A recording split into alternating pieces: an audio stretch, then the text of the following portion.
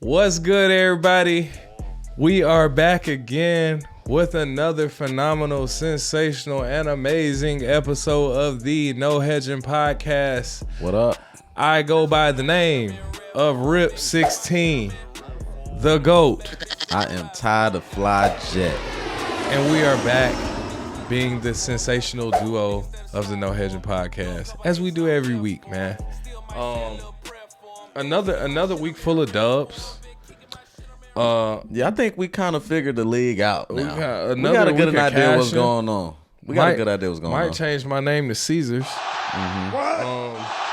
What? What's L?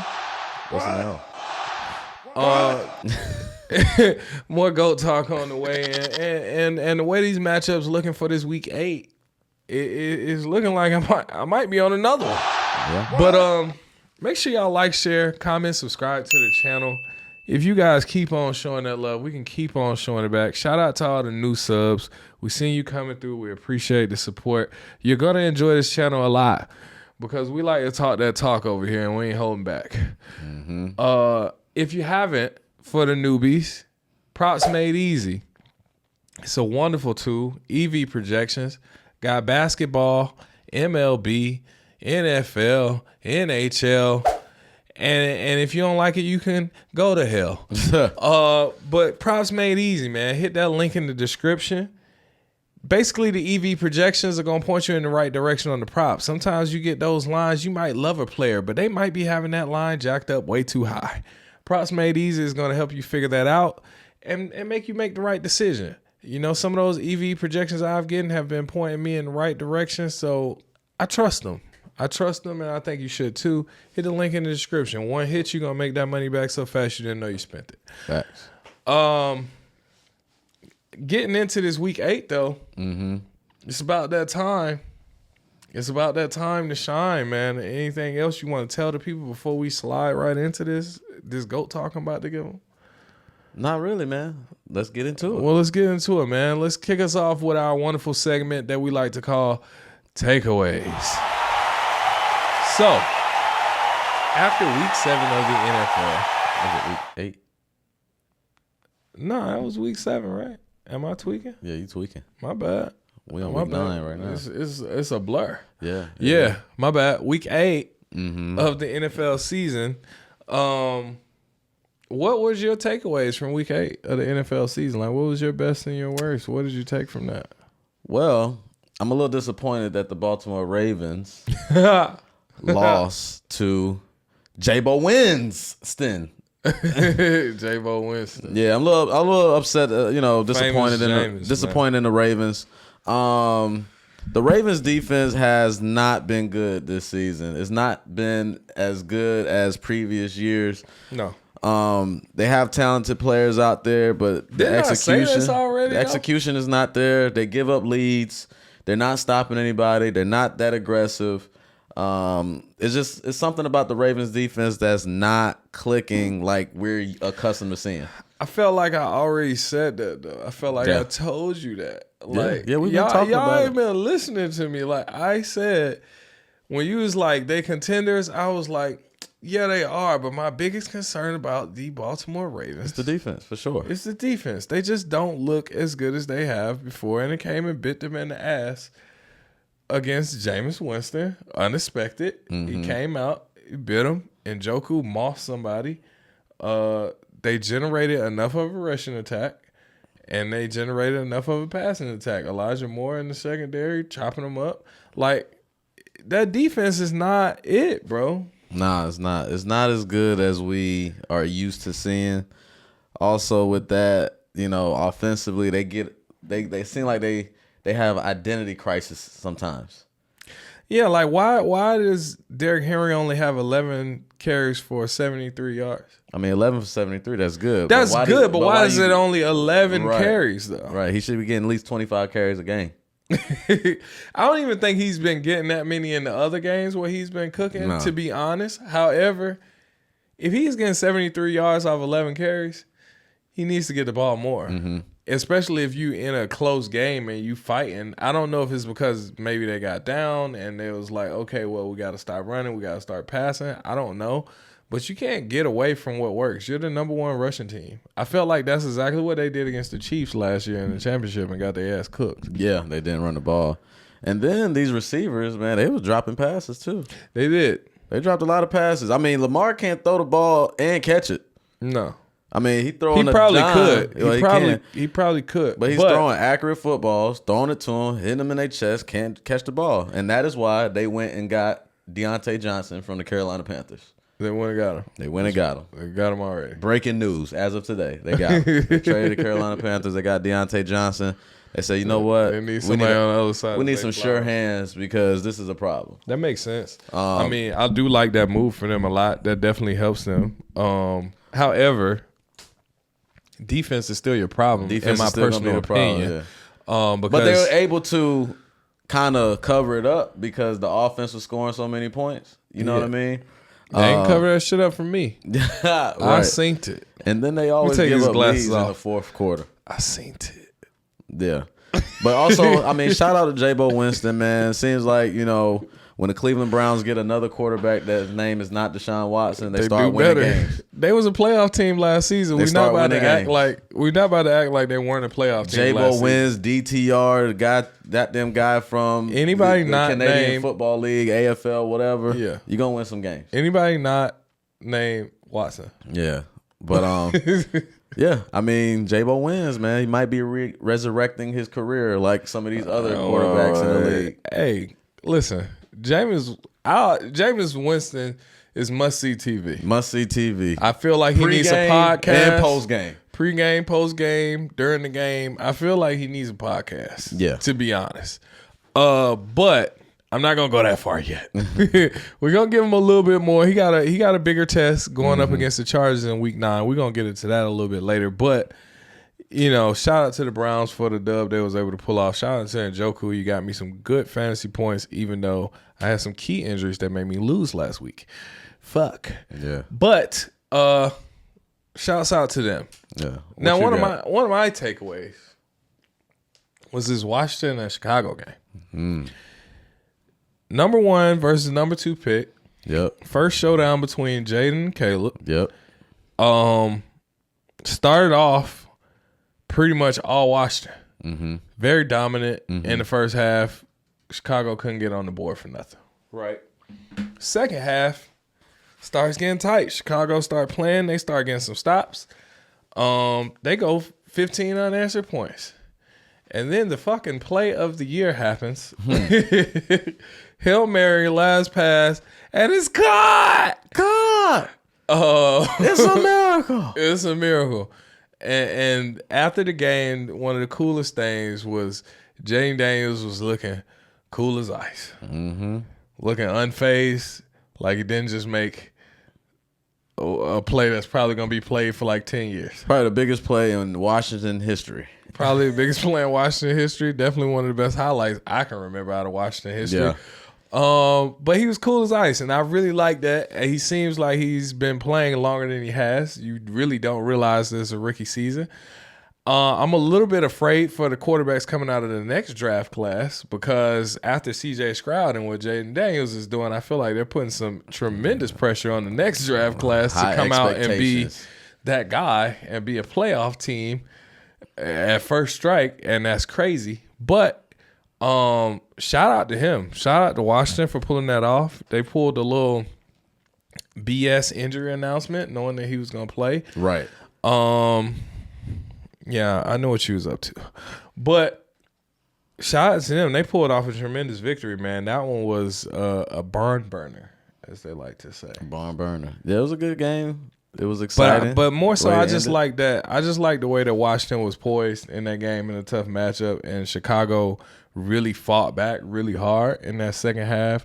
I didn't like the trick play call at that time. That play call was garbage, bro. Why are you handing the ball off to an offensive lineman playing the fullback position? You know what? That's one of them plays. That's one of them plays where it's like, if it works, you're the hero. If it don't, you're a fucking idiot. But here's the thing: fullback dive doesn't work. You said fullback dive don't work that often? Who runs a fullback dive? I feel like they don't run it that often, so we don't know. There's only probably 4 fullbacks in the entire league. Jasicki is the other 3 too. use check. You know what I'm saying? So it's like, oh, my bad. Use check. Yeah, you only have probably like 4 fullbacks in the entire league. So why are you going to put an offensive lineman in a fullback position to run a fullback dive? Yeah, I don't know. That was the dumbest play call I've seen in a while. Besides, but if it worked, everybody was gonna be like, "That was fire." Yeah. Besides the Giants play call on Sunday for the 2-point conversion, that was probably the second dumbest play call I've seen all year. Okay. But yeah, that was a very entertaining game and finish to the game. More so, the fourth quarter was fire. The thing with Washington, man, like they find ways to win. They do. As long as you keep finding good ways teams, to win. As we like to say, right? Good teams find ways to win, and bad teams find ways to lose. Yep. So, yeah, man. But what else you got? What's another takeaway you got from? What we got? Dallas. Let's talk about Dallas. Sorry ass. I mean, take once them again away from the NFL. I don't know what you got to take. They don't have nothing to give. So it's like we can't take nothing away if you have nothing to give. So I don't know. Dallas, man, they just. That game, Dak wasn't good in the first half. He was awful in the first half. Towards the end of the game, third, fourth quarter, he started connecting with CeeDee Lamb. CeeDee Lamb was getting wide open on some plays, on some routes, some busted coverages by the 49ers. But what impressed me is the 49ers were able to go out there and win still, once again, without, being at full strength. You know what I'm saying? So, but Dak, Prescott, the Cowboys, that defense, it's just the lack of running game, the lack of talent that they have on that offense besides Dak and CeeDee Lamb. If Dak has a bad game, this is what you get. Okay. You know what I'm saying? And this is a prime example of the Dallas Cowboys.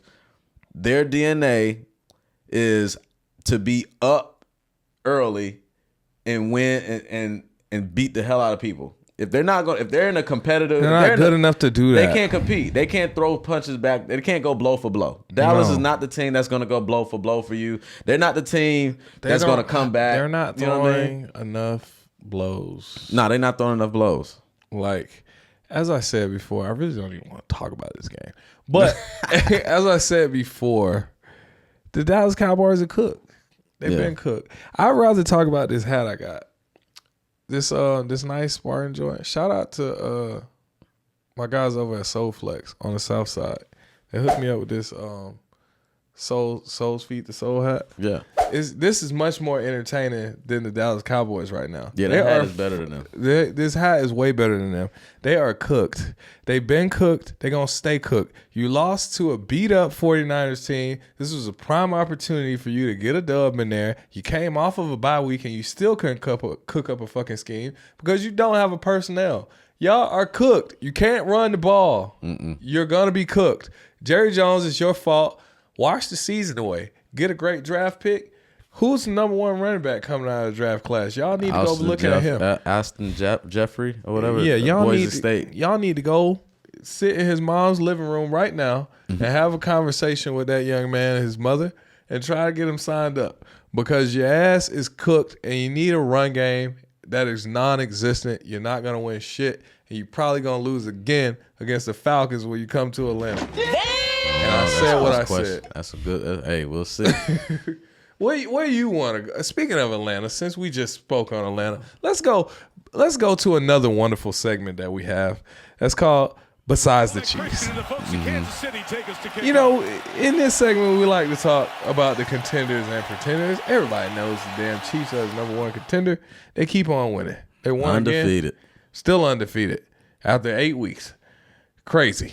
But they're like 13 games in a row, 14 games in a row. Yeah, it's ridiculous. But besides the Chiefs, who are some of your legitimate contenders and pretenders? Who you got for me? Or you want me to go? I want to talk about Houston. Okay, tell me about it. Houston is in question for initially. I think Houston is a good contender. Okay. But now they've been getting hit with injuries left and right. Stephon Diggs out for the season. Yeah, hit injuries left and right. I think that affects their ability on offense to score points. I mean, obviously you got Joe Mixon as back there, and you do got Tank Dell or whatever. But now your number one and your number two receivers out, so you got Tank Dell stepping into that number one position. Tank Dell's no slouch, but he's not a number one receiver. I mean, he hadn't had a chance to be a number one receiver yet. Tank Dell is not a number one receiver, and we will see this shortly. But I think they're depleted in the wide receiver room, and that has a big impact on this Houston Texans offense. I mean, it does for sure. I'm not going to deny that. I'm not going to, give you too much flack on that. But I think you're underestimating Tank Dell's ability. And even going into this week that they have when they're playing against the goddamn Jets, the Jets are a shit show. Yeah. They shoot themselves in the foot. Oh my God, it's awful. A lot. Mm-hmm. So against teams like that, I'm okay with Tank Dell being the number one. And you still got Dalton Schultz, and Joe Mixon is running like a madman. But you talking about teams like that. I'm talking about CJ Stroud and Joe Mixon. But what I'm saying is you're getting Nico Collins back, right? It's probably going to be week 10 based on the reports I'm seeing. It seems like week 10, you'll end up getting Nico Collins back. So then Nico can slide back into his number one and Tank can slide back to number two, which is what they did when they went to the playoffs without Stephon Diggs. You still got Dalton Schultz as a good tight end, and Will Anderson been going nuts. Yeah. He had himself a day. So to me, I feel like they're deep enough and they have enough depth at receiver. This is why it's phenomenal and sensational to have CJ Stroud and 3 good wide receivers. 2 of them go down, you're still not wide receiverless out here. Like, you still got guys who can catch the ball, and you still got a great defense, and you still got a solid tight end. Yeah. So, I mean, and with Joe Mixon running the way he's been running, is like, I mean, even with the lack of receiver, like, what you going to do about the run game? Like, pick your poison. We're going to see what Houston does on the road, because that's one thing they're not good at doing is winning on the road. I mean, they're not that great at winning on the road, but at the same time, if you want to be a legitimate contender, you need to win games on the road. But they 6-2. So, I mean, we can't act like they haven't been winning games out here. They've been winning.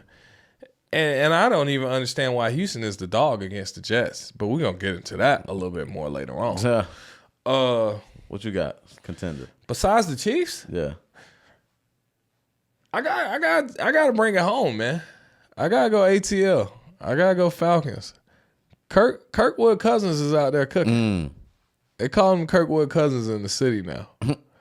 He walked in their trap, took over their trap. That's four division wins. Only 2 more. And you got a clean sweep across the division, and it doesn't look far-fetched to happen. The Saints are probably your biggest opposition for that. With Derek Carr coming back, by the time Derek Carr comes back, the Saints become a little bit more formidable. But they don't have Shaheed, so that takes over that speed over the top threat. Still got Chris Olave, still got Kamara, so they got weapons. You know what I'm saying? So it's not a done deal. But what I'm saying is they're in a great position at this point in the season. And they're 5-3, currently in sole possession of number 1 in the division after beating Tampa. And then they're on the lighter part of their schedule. We're playing against Dallas, who's playing horrendous. You might lose against Dallas. Early in the season, I might agree with you. You might lose against Dallas. Early in the season, I might agree with you. I was going to say that this might be a test for Atlanta, and I'm not going to say because of the Dallas, like what they put on the display this season. Run. I think it's just Dallas the brand, right? Yeah, I mean, the namesake, the Dallas fans going to be in the building heavy at Mercedes-Benz Stadium. However, the Falcons' weakness primarily on defense has been the run game, which they don't have. Which Dallas doesn't have. It's non-existent. You got CeeDee Lamb, but, I mean, as we see, they can get some interceptions. They can get some stops here and there. They can play pretty good. CeeDee gonna have a day. CeeDee probably have a day. But CeeDee had the day against the 49ers, and what did that get him? He had a quarter. He had a quarter against the 49ers. But sometimes that's all it takes. But I expect CeeDee Lamb to have a good game. He's CeeDee Lamb. Must win for Atlanta or must win for Dallas? Must win for Dallas. Atlanta don't have to win this.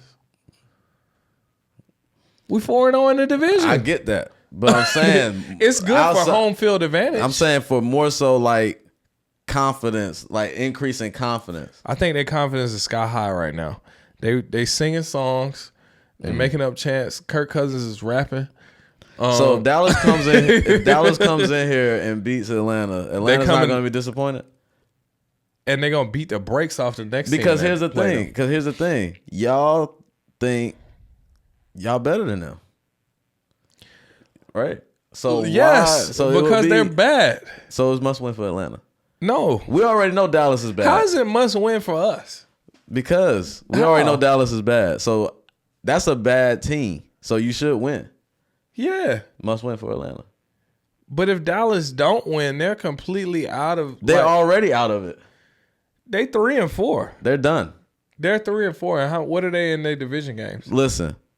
You got Washington and Philly 1-2 in the division. Dallas 3rd in the division. They're not getting that. But I'm saying as far as their division games though, and the people they're playing against, didn't they beat the Giants? They beat the Giants. That's about it. Okay, they won one division game. Yeah. Correct. Who else? How many times did they play the Eagles? I think the Eagles beat them. The Eagles beat them once. Yeah. So they got one more. They're not going to win. They're not going to do anything in the division. I'm telling you that now. I don't think so. Right. I think they're cooked. Yeah, they're done. I do think they're a bad team. They're not going to the playoffs. But if you want to have a glimmer of a chance, then your ass better be winning your games that are winnable. I mean, so is this a winnable game for Dallas? You just said it. At the beginning of the season, I would think so, but they cooked. They don't have a run game. I think it's a must win for Atlanta. I don't. For morale, for confidence, all that. Their confidence is sky high. They're good. I don't confidence is not their problem right now. Listen, I understand. Run defense is their problem. I understand. Edge rushing is their problem. I understand you 4-0 in the division, all that. You undefeated in the division, so you looking at it like, okay, we undefeated in the division. We good. We got the top of the division. We're gonna go to the playoffs anyway, so we can lose this game and nothing happens. So it's not a must win for us. That's how you look at it. That's what makes a must win a must win. Right. I'm looking at it from a different perspective. Like if you that damn good and you want to compete and you claim that you're a legitimate contender, you don't lose to shit teams like Dallas. So was the Ravens losing to the Browns a must win for them? Absolutely, because of the divisional game. But are they out of it now? Who, because the Ravens? They lost that game? Nah, because they're at the top of the division. Because it's not a fucking must win game. But that was a divisional game. It was, bro. It was. Because it's not a must win. Nah. That's why, bro. We're gonna beat them. We trust the Ravens. We know what the Ravens gonna do. I trust Dallas to be bad enough to lose this game. I trust them to find a way to lose, and I trust them to not be able to capitalize off the Falcons' ability to not stop the run extremely well. Mm-hmm. So I just trust that to happen. All I'm going to say is Dallas is a bad team, and y'all better beat them. Y'all at home. Have we not beaten bad teams this year? You better beat them. We lost to who? Three bad teams. We ain't losing no 3 bad teams. We lost to the Eagles, the Chiefs, and the Seahawks. Y'all beat the Eagles. Well, we beat the Eagles. We lost to the Chiefs, the Steelers, and the Seahawks. I'm sorry. The Seahawks aren't good. The Seahawks were better. They just got injured because DK Metcalf was out. Cut it out, bro. You just cut the Falcons slander, man. Let's go to the next segment. Get to the next segment. Cut the fucking Falcons slander. Man, we got another segment we like to call. I'm about to clock him out, but we got a segment we like to call Clock Out for Me, Big Dawg. Yeah, and after what I've been seeing after about 8 weeks, it's some people, it's some staff, record labels, and some whole crews I need to clock out. But who you got clocking out for you this week? Greg the Leg Zuerlein. It's time for you to clock out, man. This year, you are kicking at your worst in terms of field goal percentage. You're 60% field goal made attempts. You're 9 for 15 on the year. You're normally an 80% or better field goal kicker. Yeah. You're at 60%. Yeah, he's kicking shit. The New York Jets have lost close games. They have lost numerous games by 3 points or less because of your inability to make field goals. Is that all Zuerlein's fault? It's not all his fault. Is it? But if you're the kicker, and you should make the field goals. field No, goal. I'm not giving him a pass. And it's not like, oh, they're 60-yard field goals we missing here.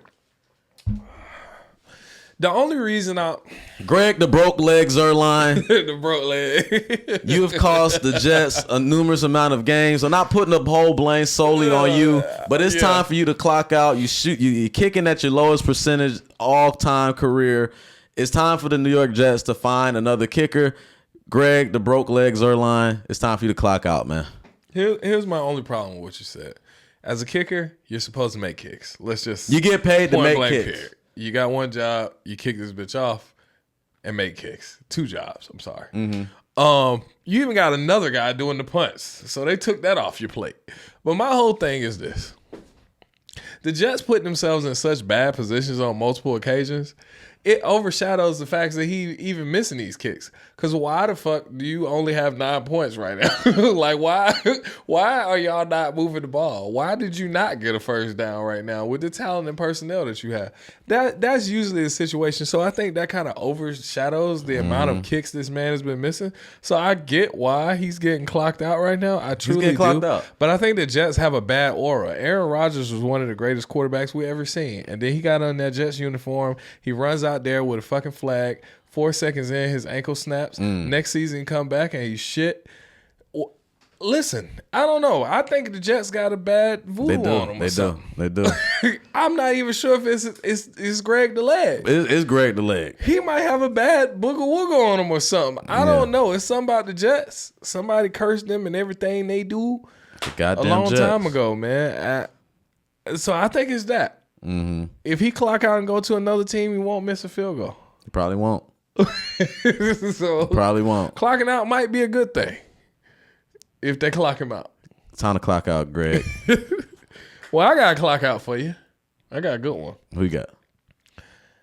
Well, as a Atlanta native, you know I hate who that, but the one that I need to clock out is who they. Who they? The Cincinnati Bengals. Oh man. Staff, record label, and the motherfucking crew. Y'all clocked yourself out. Actually, against that game against the Eagles, it looked like they clocked out too. I've been hypercritical of the defense for sure. Mm-hmm. And as that 35-point bang bang that the Eagles put on them says exactly why I've been hypercritical of them. Because they're bad. Mm-hmm. That defense is bad. You tried to convince me last week. I even listened to you a little bit. I sipped the Kool-Aid. I'm like, maybe Cincinnati will have some fighting. Must win. It's a must win. I didn't see it. The offense clocked out too. You had 17 points. You couldn't get no more points. You just stopped scoring.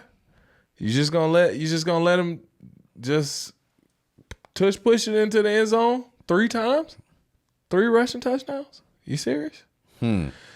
Listen, man. The Cincinnati Bengals as a staff, record label, and as a motherfucking crew are cooked.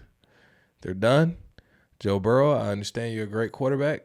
It's probably not even your fault. It's the defense fault more than anything. But y'all clocked out as an offense against the Eagles, and I didn't like that. That tells me that y'all know that y'all cooked. It's one thing for me to think you cooked, but it's another thing if y'all think y'all cooked because y'all went out there and played bad. Let's just be honest. You got beat up, and you didn't have no fight in a must-win game. And I don't like that. At this point in the season, I don't like that. Y'all clocking out. Y'all boys trying to get draft picks. Well, the problem is it all started, and I blame the organization because they didn't want to pay Jamar Chase. They didn't want to pay T. Higgins. So you got your best receivers, your best weapons on the field, upset, angry, mad. Well, T. Higgins was out, but I mean, I'm just saying, this is how it started. It's an aura. Yeah, this is how it started. It's a bad juju over there. Yeah, you can't have your players unhappy in the building. No, you can't. But at the end of the day, I just feel like it rubs everybody the wrong way. I think they're giving up because the defense is giving up so many yards. Yeah, defense packed it in. They said, "Oh, y'all going on the trip? We going too." Yeah, them boys in Cancun, man. Go ahead, send them out now. Pack your bags. Go ahead, make sure your passport's straight because you might as well just go ahead and clock out for me, big dog. All right, man. We did enough ranting and raving, as Chris Broussard likes to say. Mm-hmm. Let's go ahead and get into this Week 9 action, man. Out of all the matchups and things that you see coming up on the schedule, you know, it's a lot to consume, a lot to take in. Sometimes these people want to hone it in. So should we give them some must-see TV? Must-see TV.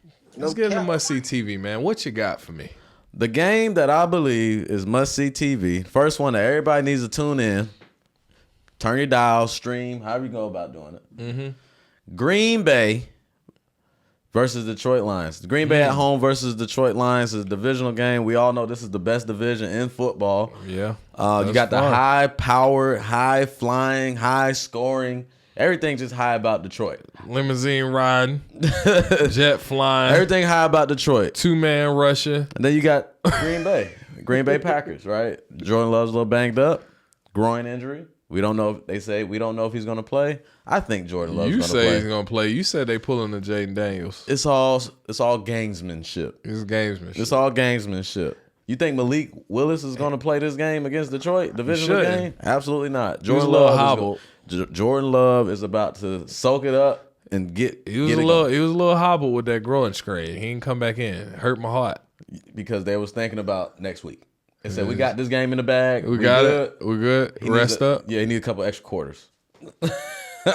Makes sense. Yeah, must-see TV. Green Bay, Detroit. Yeah, I mean, I think everything that you alluded to makes a ton of sense. It's a division game, and they're at the top of their divisions, you know, respectively, especially after the Vikings dropped a couple back to back. So that's putting them in a great spot. So I think it's a very highly important game.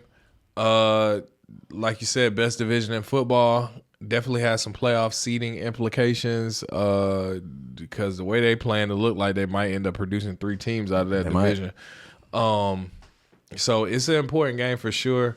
I would love it a little bit more if Jordan Love was healthy. That kind of hurts it a little bit for me. But again, the Caleb Williams and Jaden Daniels game turned out good, and Jaden had an injury slightly before. So, I mean, I still think it is must-see TV. Who you leaning? Who I'm leaning in that game? Yeah. Ooh. I'm going to go Detroit because they firepower on offense is crazy, and Jordan Love has been a little bit turnover prone. The only thing saving Green Bay is that Detroit secondary is still not great. Yeah. Detroit secondary is still not great. They win any game. They pulling that Ravens shit. They scoring so many points, they hiding it. But I seen it. Hell, they were scoring so many. They were scoring points on everything. I looked up. The score was 35 to whatever. Jared Goff only had 28 passing yards. Because there was the run game. Every time I looked up, Jahmyr Gibbs was breaking a run. Yeah, then somebody broke loose. Monty broke loose. Punt return, kickoff return. It was just going crazy. It was a score fest. Yeah, they did whatever they wanted to against those guys. I think I'm leaning Green Bay, man. Green Bay at home. Detroit off that massive win. I think they come down a little bit. They play Tennessee. I get it. They come down a little bit. Green Bay at home. Jordan Love going to be out there. He's going to be wheeling and dealing. They got a lot of receivers you can throw to. I think without that pass rush from Aiden Hutchinson on the Detroit side, I think that's going to impact the game. I mean, Aiden is always going to be an impact. Yeah. I think I'm leaning Green Bay on this one. I get it. But, I mean, at the same time, they was playing against Jacksonville now. Mm-hmm. Green Bay was playing against Jacksonville, and they closed that game out. They just had a battle with Jacksonville, if I'm being honest. Because before Jordan Love went out, he wasn't doing that damn much. Mm-hmm. Jacksonville was actually giving them boys that work for a minute. They started putting it back together and start piecing it together with duct tape and glue. I didn't like how they was playing in that game against Jacksonville. It was actually scary that they might lose, and they actually fucked me 1 point on my spread. They won the game, but I had a -4. They won by 3. So they actually fucked me on the spread. Yeah. Fuck you guys for that. However, I just feel like Detroit's firepower is way better than Jacksonville. For sure. You can't be having close battles with Jacksonville and make me feel confident about picking you in this game. I'm sorry. I got to go Detroit. Even though I do like Green Bay. I got you. Hell, I got Jordan Love and Green Bay's defense on my fantasy. So it behooves me for them to play well. Right. However, I got to go Detroit in this game. Got you. What now, what's another one? Must-see TV. Another division game. Hey. Miami versus Buffalo. Why the hell is this must-see TV? Tua's back. Hey, he was back last week. Miami. Tua didn't have a bad game. Tua did not have a bad game. Everybody cheered when he slid. Yeah, he did. Thank God. Get out, get out, get out. I still think you need the fucking Guardian cap. Just leaving that out there. But I think it's must-see TV because it's a division matchup. Tua's back, so that changed. Miami looked like Miami. Mm-hmm. Devin Achane actually looked like a good running back again. They got some juice. Yeah. And I think he scares the team and opens up a run a little bit more, and he passes so quickly. It's the timing. His timing is on point with his receivers. Yep, it's the timing. So, I mean, Tyreek Hill is coming out there calling it. He calling home runs for the fences when he see Tua. So I think you just restore a lot of confidence in your team. Mm-hmm. So it makes this matchup against Buffalo a lot more interesting because prior to this, we would have automatically just said Buffalo was just going to run off on them and just make it a landslide, but not so much. And it is a division game. Mm-hmm. So I think it's must-see TV because of that, with the trade that Buffalo made recently with Keon Coleman starting to come into himself, having some big games. Yeah. It's a wide receiver juggernaut matchup. It's a quarterback matchup. You got some run games. James Cook and Achane starting to cook back up again. He's coming off an injury. Like, it's a lot of things in there. It's two dynamic offenses. I think it'll be a fun game to watch. It's going to be entertaining. Yeah, I can't wait to see it. Yeah, I like that one a lot. That's my must-see this week. Yeah, for sure. But speaking of week 9, continuing on week 9, we done told these folks, what they must see, our takeaways from week 8, who's our contenders, our pretenders, and besides the Chiefs, who the hell needs to clock out for you, big dog, and leave the building. But these folks need to know the most important part of the show, and that is, what are your best bets? The money. The money is mine. I got the money. The money is mine. You watched that movie too many times. What was your record for week 8 on your best bets? Best bets, I went 2-1. 2-1. Yeah, the damn Hail Mary cost me. Yeah. Hail Mary screwed me. I told you before that game, if Jaden Daniels plays, I'd like Washington. But even if he played, I still was looking good. I mean, Hail Mary, what are the chances of motherfucking hitting a Hail Mary? It just happens. But the legend of Jaden Daniels continues. But 2-1. I went 2-1 as well. As I just alluded to, the goddamn Packers had a -4. They won. Jordan Love goes out. They ain't produce as much, but they held on and they won the game. Josh Jacobs had himself a nice day. Good day. They won by 3 instead of 4. So they won. They just didn't cover the spread. Put me at 2-1 for my best bets. Yeah. Sorry, we're going for a clean sweep this week. Yeah, let's go. So week 9, best bets, man. So my first one, I'm looking at Denver +10. Denver is playing the Baltimore Ravens. As we alluded to earlier previously in the show, that defense. Don't have any confidence in Baltimore's defense. They also like to leave the back door open. Yeah. Backdoor covers. Backdoor covers. But Broncos don't have that much offense, though. Yes, they do. They have a nice run game. The problem with Baltimore is with Denver is, Bo Nix, he's still young, but they win games. He look a little frantic. They 5-3, bro. Bo Nix, when I see him play against the Saints, even though it was beating the hell out of them, he looks a little bit frantic, like he's rushing it. It hadn't quite slowed down all the way. He makes some passes in there, but sometimes he looks like he's pressing it. And that's my only concern about them. However, but Denver, they got a good defense. They do have a good defense. defense. Pat Surtain is back. So I expect them to kind of keep the game somewhat close, and if they don't, they backdoor cover. That's how I look at it. I don't think the Ravens are going to blow out Denver. I know usually after a team gets their ass, not gets their ass beat, after a good team loses, they come back and dominate, especially like the Ravens. After they lose a game that they think they should have won, they usually come back and dominate and win big, but I don't think they'll be able to cover 10 points. That defense is going to be the problem for me. My next bet is Buffalo -6. They already done went up to 6.5. I just saw it go up real quick, 6.5. Buffalo's at home. Came back off a win against Seattle. Huge win in Seattle. They're playing Miami. Seems like Buffalo always beats Miami at home. for some strange odd reason. I guess it's cold in Buffalo. I don't know. But they play in the cold. Yeah, they play in the cold, but ain't that cold. Yeah, but Miami pretty much loses to Buffalo in Buffalo. So give me Buffalo -6. And then my last one is going to be the Los Angeles Chargers. They are playing Cleveland. Yeah, bolts up. I'm taking the Chargers -1.5. That's a tough one, though. Reason why I like Chargers, Ladrick McConkey. Pretty damn good lot. Ladrick McConkey been balling. They've been running the football. They're one of those teams. They're going to grind you. And then you got the best quarterback. I'm taking a better quarterback in this matchup. Justin Herbert over J-Bo wins. Great win by Jameis Winston. Jameis said when he's making great decisions, he's the best quarterback. He's a great quarterback. Yeah. Yeah. So and everybody else in the league. Exactly. They all are. So I'm going to take those 3 bets, man. I'm taking Denver +10, Buffalo -6, and the Los Angeles Chargers -1.5. All right. I mean, normally I'm with you. Over the past couple weeks, I've been rocking with you. Mm-hmm. You got some risky ones. I'm going to tell you that now. Mm-hmm. But for my best bets, I'm going to run it back, man. The legend of Jaden Daniels continues, man. Give me Washington -3.5 over the Giants. It's a division game. I understand that. I understand the Giants like to dabble in defense. However, they don't dabble in offense. And one thing about the Washington Commanders is they put up some points on your ass. Mm-hmm.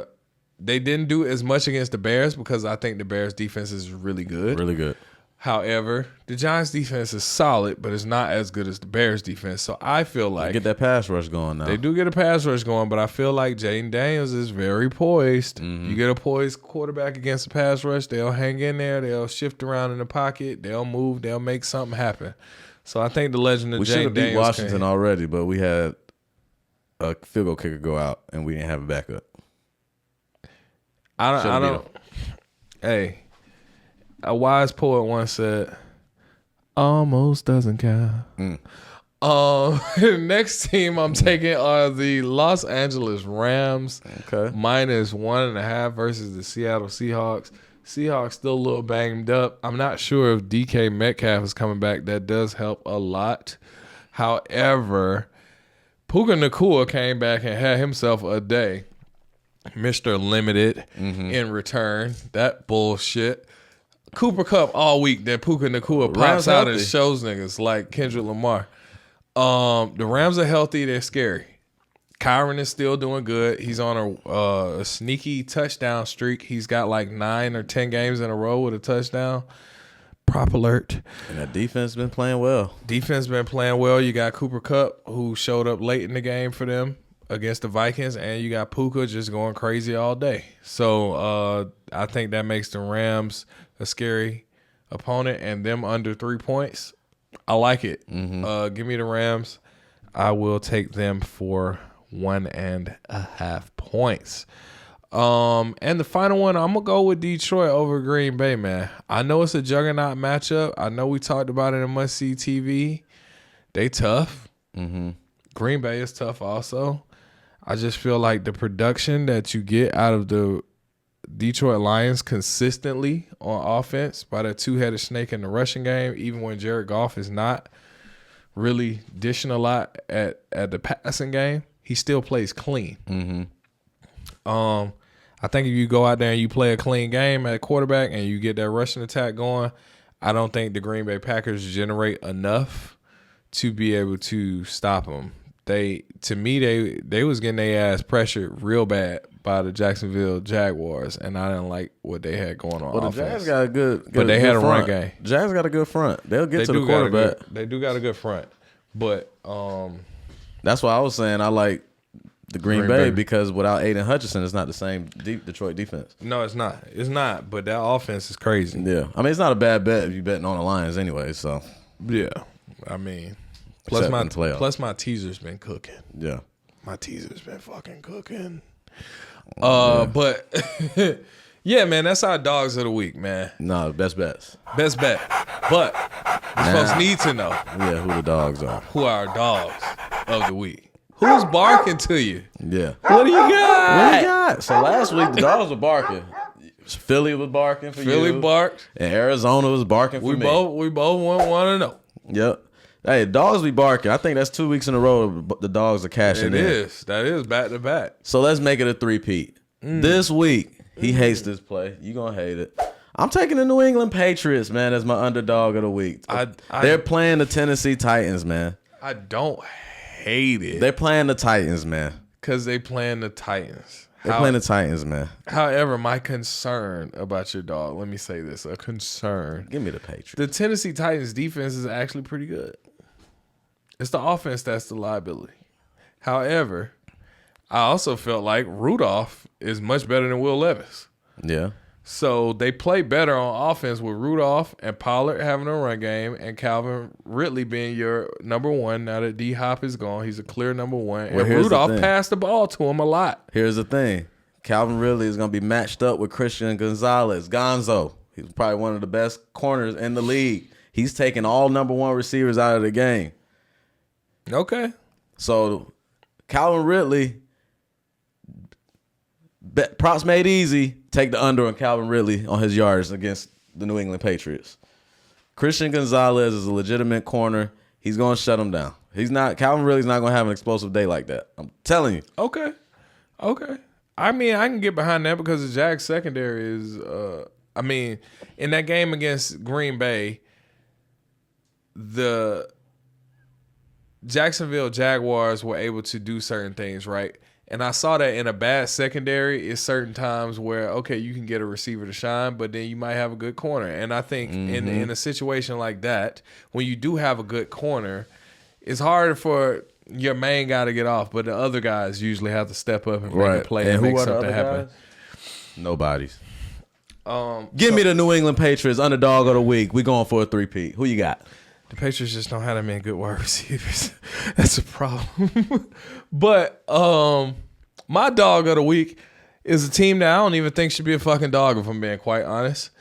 The Jets are playing against the Houston Texans, and maybe because of the Stephon Diggs injury, they're trying to say that the Houston Texans are the underdog in this game. I call 5 aces on that bet.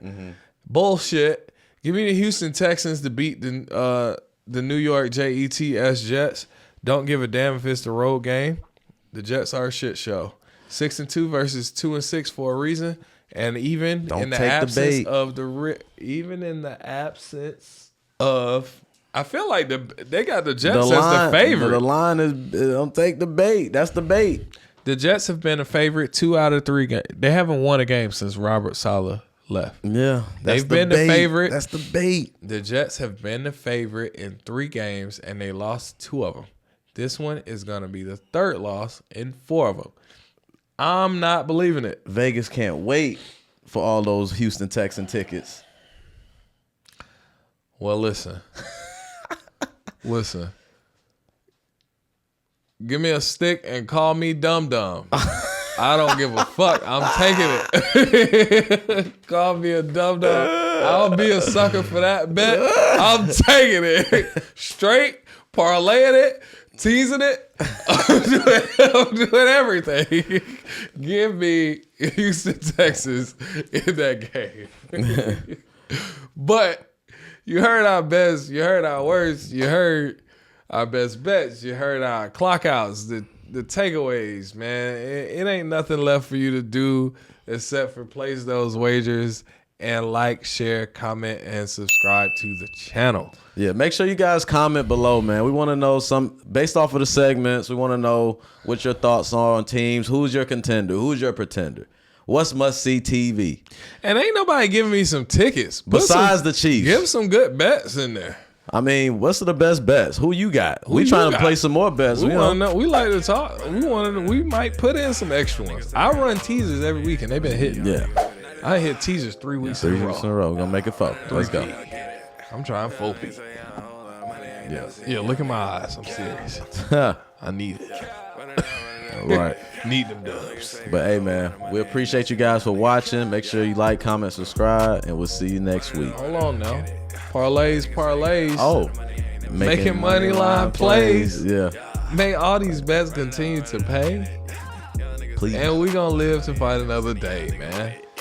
Props made easy. Peace. We out. Taking the wheels to get my wrist froze. They selling my soul to get us a goal. They rapping like digits to pin niggas off. I heard all your lyrics and all this shit soft. How to put you on verses to take your shit off. All this capping and rapping, man. How this shit happen?